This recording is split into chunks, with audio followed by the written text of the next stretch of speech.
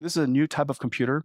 This new processor took us nearly a decade to do, and we call it Grace Hopper. The amount of performance is fairly insane, but let me just show it to you this way. If you look at the gray bar, that's one CPU. The light green bar on the right-hand side, that's one Grace Hopper.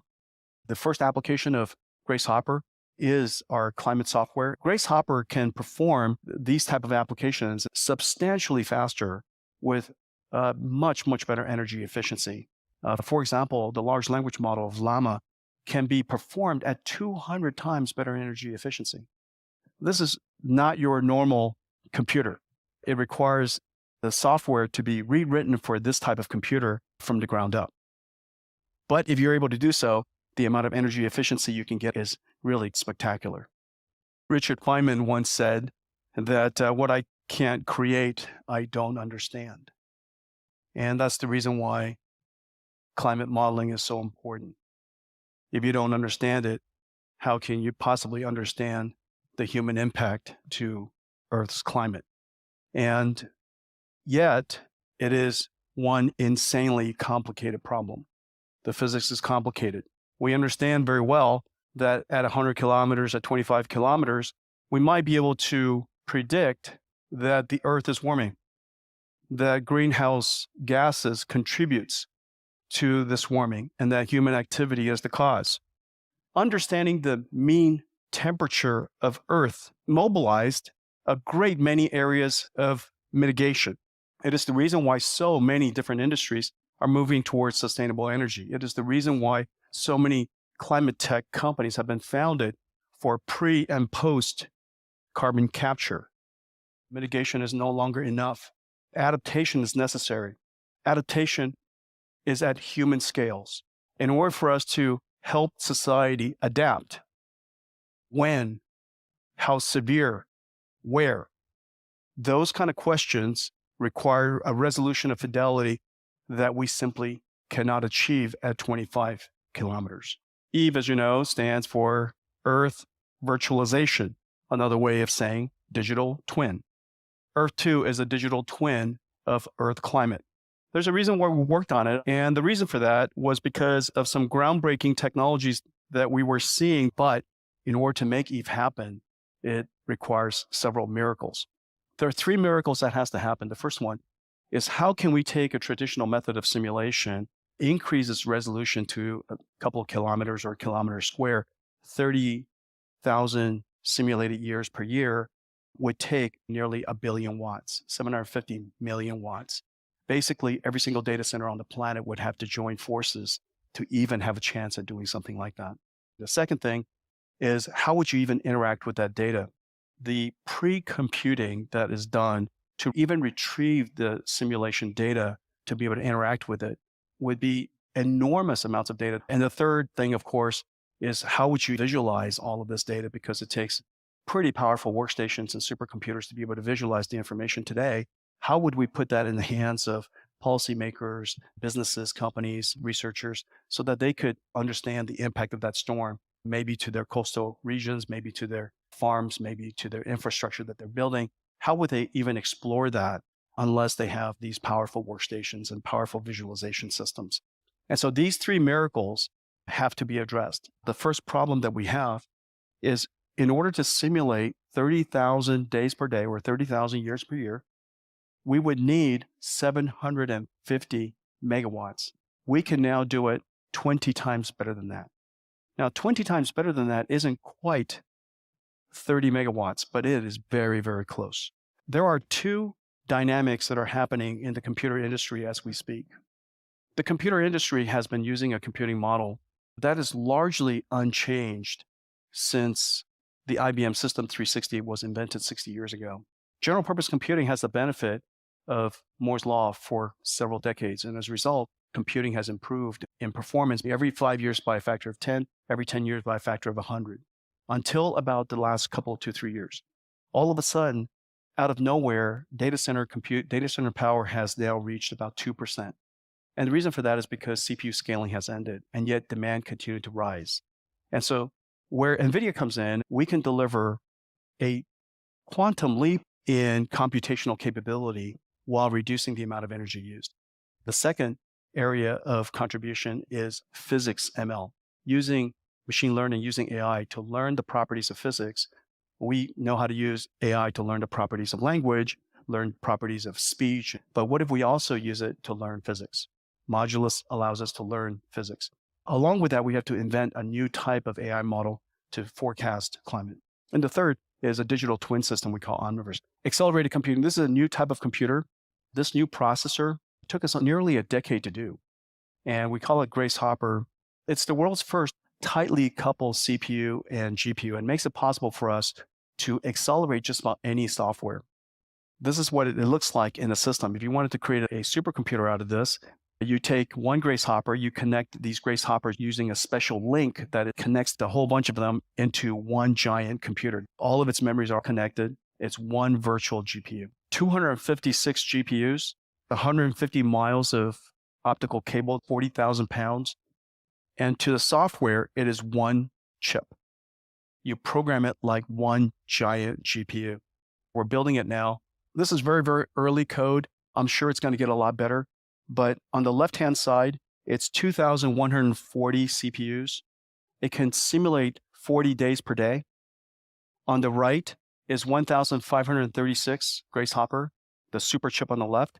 And we can simulate 722 days per day using the same amount of power. In both cases, it's 1 megawatt. So the first miracle is we should be able to do that within about 30, 40 megawatts. The second big breakthrough is using artificial intelligence to learn the properties of physics. And we created a framework that is designed to learn the structure of physics and to be able to predict the climate. And we invented a model called ForecastNet, climate researchers at Nvidia partnering with researchers at Caltech, so that it could learn continuous functions and learn relationships from very large spans of time and space.